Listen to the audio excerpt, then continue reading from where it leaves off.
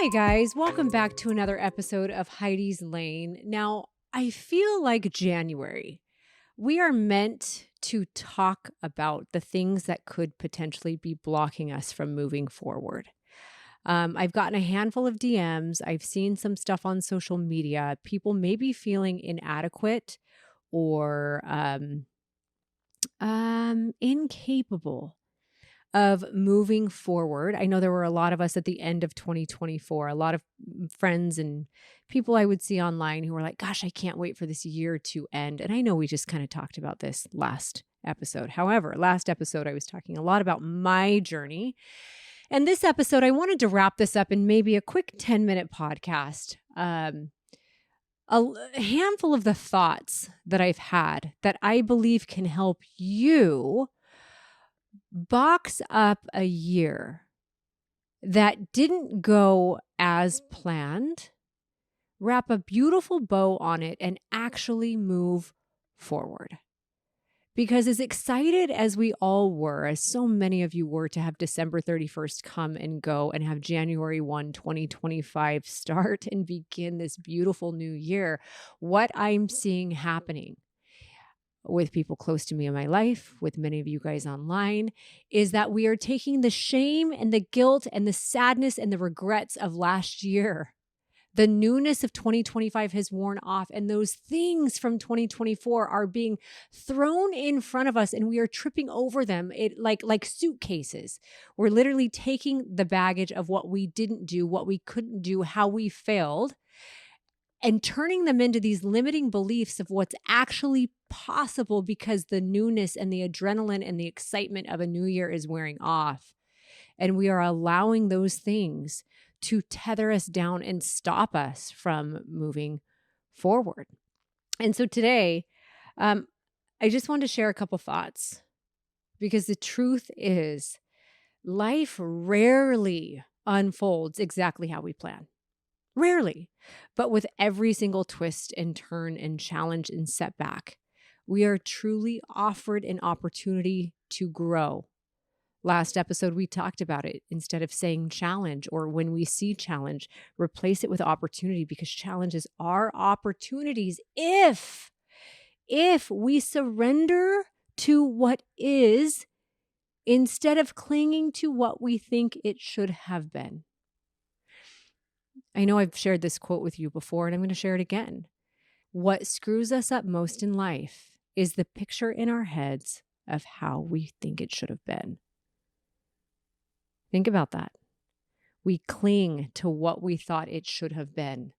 Now, here a few weeks into January 2025, we're sitting here with the regret and the thoughts of what we thought 2024 should have been, that it wasn't, right? And instead of surrendering to what it was, we're worried about what it wasn't and how that's going to affect 2025. So the key to moving forward truly is in seeing the beauty and the lessons, even in the messiest moments. I'm going to say even and especially in the messiest moments. So there's this really great Taoist parable that I love, and it beautifully illustrates the idea of surrender and perspective. So essentially, there was a farmer whose horse ran away. The farmer's neighbor came over to express sympathy, and he said, "Oh my gosh, what bad luck! What bad luck you're having." And the farmer looked at him and replied, "Maybe." The next day, the horse returned. And not only did the horse return, but the horse brought with it several other wild horses. So then what'd the neighbor say? The neighbor came over, exclaimed, "Oh my goodness, what great fortune!" To which the farmer replied, "Maybe." Soon after, the farmer's son tried to ride one of the wild horses. He fell, he broke his leg, and the neighbor came over and exclaimed, "What a terrible misfortune! Oh my gosh, can your luck get any worse?" And the farmer, calm as ever, said, "Maybe." Then a week later, soldiers were being gathered. They were being recruited in the village. All of the young men were needed for war. And so that's a scary thing for a parent, right? But because the farmer's son was dealing with his injury from the fall off of the horse. He was passed over. The neighbor comes back over to the farmer, amazed by this turn of events, and says, "Oh my goodness, what incredible luck." The farmer, once again, said, "Maybe." I love this. I love this story because it reminds us that what we as humans choose to label as good or bad is so often, and almost always, it's incomplete. I learned in a self-improvement seminar years ago when I first understood what self-improvement or betterment was. And I didn't even know, but I learned this amazing thing that said, humans are meaning-making machines. Like, things don't actually mean what we think they do. Things happen, and we, as these human beings, attach meaning to them. We make them good. We make them bad. They're not actually good. They're not actually bad. But what we're taught in religion or growing up or, with our own life experiences, we decide to attach good or bad to it. So whatever happened in 2024, so many of us are talking about and saying how bad it was. But actually, it just was what it was. And it's actually a very incomplete part of your life.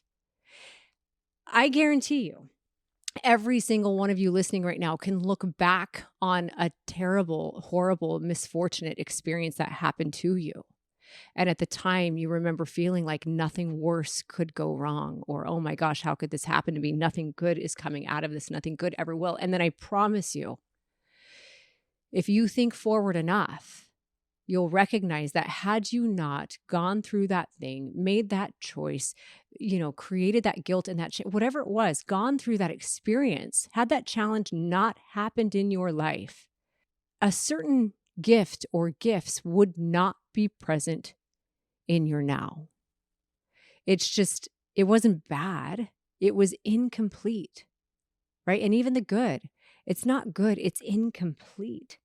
I love that. So truly what we can pull from that is life's events. They do not have final meaning in the moment. What happened in 2024 does not have final meaning in that year. It does not have final meaning now. Those things, all of life's events, are actually just threads in a much larger tapestry that only becomes clear over time. I love this because it gives me so much peace in my struggle and tells me this isn't the final destination. This is a leaping off point for what's next. And also, in those moments of high or elation or joy, whatever it is, I get to experience it for what it is in that moment and know that this isn't the final destination. This is just a piece in what's next. Michael Singer. And so the idea of accepting, there is no good or bad, it's incomplete. And it's just a piece. It's like a beautiful part of this amazing tapestry in order, in my experience, the piece that's come from that, from accepting that, has been mind-blowingly beautiful. But you do, in order to achieve that peace or feel that peace, you must understand the idea of surrender. I love Michael Singer. I've talked about him before. His teachings on surrender are they're incredible. And he's constantly emphasizing the idea of letting go of resistance to life as it is. So there are so many parts of our life, like what happened in 2024, that we want to resist. We are resisting in our inability to let it go, and we're now putting it in front of us, which is causing a block in 2025. We are resisting life as it is. And one of my favorite quotes, he says, "You don't surrender to life by saying it's okay or it's not okay. You surrender by letting go of the part of you that is not okay with life as it is." I'm going to say that again. You don't surrender to life by saying it's okay or not okay. You surrender by letting go of the part of you that is not okay with life as it is. So like, again, we're not making life okay or not okay. We're just letting go of the part of us that is trying to decide, that has decided that life's not okay. So then it leads us to, how can we actually box up 2024? Heidi, you started this by saying, let's box it up. Let's tie a pretty bow. So I want to give you some actionable steps today. 3 actionable steps. Number 1, reflect. Number 2, reframe. And number 3, release. Let me expand. Reflect. I want you to write down one thing you resisted in 2024. What was one thing you resisted in 2024? Maybe something that didn't go as planned. Maybe something that you felt like threw you off track. You were doing so good. What is it? What is that thing? And maybe expand on it. And then after that, I want you to list what it taught you. Because not only do I want you to reflect and write down what didn't go right, but think of how it taught you something. What did it actually teach you? Like for me, okay, 2024. Something that didn't go as planned, my relationship did not go as planned. I think I had all of these plans for how it was going to look, and it did not go as planned. Now, I could write a whole list of what it taught me. Oh, it taught me so much. It taught me that I'm not responsible for someone else's actions or behaviors. I'm not, life is not rainbows and butterflies. Like, also that in the pain and in the struggle, there are so many beautiful gifts. And in relationships, there are mirrors to our own trauma. Like anytime I was triggered in the relationship, I could have blamed the other person for what I thought they were doing wrong. But the reality is, I'm attaching the meaning of wrong, right? Really what that is there's an unhealed wound in me that is triggered by what he is saying or doing. So that's an opportunity for growth. So that's reflection. Number 2, reframe. I want you to ask yourself, how might this be a part of something greater unfolding? So for me, I had to fight the idea that I'm just not made for relationships. I'm not made for relationships, right? Or I've done all this work. I've been in all these relationships. I should be able to make this work. But the reality is, how might this be a part of something greater unfolding? Well, there were a lot of things triggered in me in that relationship, a lot more than I probably ever had in any other relationship. So now how I've decided to reframe this is that I have a lot of things I need to work on in myself before I can attract a match that is equal to what I want, right? I have a lot of things that I need to dive into. So there's so many opportunities for growth for myself. Number 3, I want you to release. I want you to breathe deeply, and I want you to symbolically find a way to letting go of the shoulds, should haves that 2024 carried. And now releasing is hard. It's one of those things that's like, Heidi, it's so much easier said than done. I could say, take a deep breath, go ahead and symbolically let go of resistance, let go of the shoulds, let go of the if onlys, and just breathe out any tension you've had. It is a lot harder. And so maybe for you, the process of release, it's different for everyone. Maybe it's a ceremony. Maybe you write down everything that you feel is holding you back, or what all of the should haves, could haves I wish I had in 2024. Write it on a piece of paper and then burn it. One year at one of my events, we did this awesome lantern release. And what we did is we wrote the things we were letting go of. Right. And it's not like you just do this thing and you release it and it's gone forever. It's going to take practice. But now that you're aware of what's blocking you, because it truly is blocking your progress, it's blocking your 2025. Every time your mind goes there, you can catch it. And then you can choose to change your thought. You can replace that negative thought or that limiting belief, that thing that's blocking you. You can replace it with a thought that is freeing you and expanding you. Maybe remind yourself to surrender, let go of, and trust that that thing that happened, that year that felt misfortunate or unfortunate or unfortunate, is actually just a stepping stone in something bigger. Because the truth is, life doesn't always give us what we expect. In fact, it rarely gives us what we expect.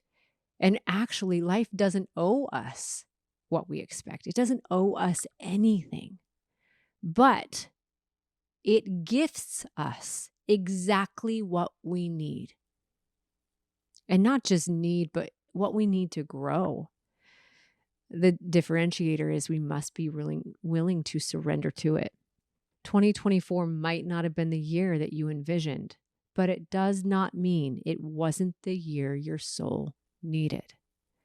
There were so many gifts inside of the hard. There were gifts inside of the failure, inside of the stress, inside of the struggle. But it might take another year for you to see how that struggle is actually meant to help you and to serve you. I want to end with one more quote. Let me find it. It's a really good one. Another Michael Singer one.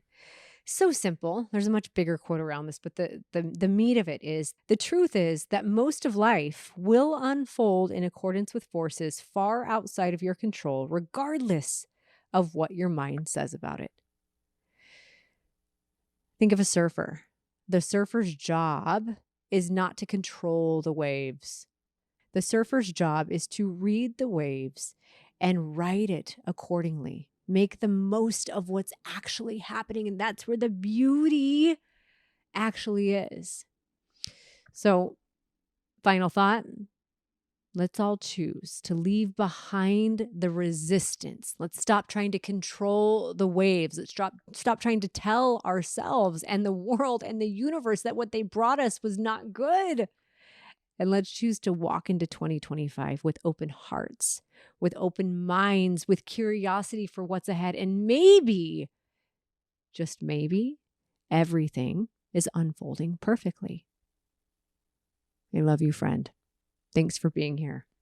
This short and sweet 2025 episode. Mwah.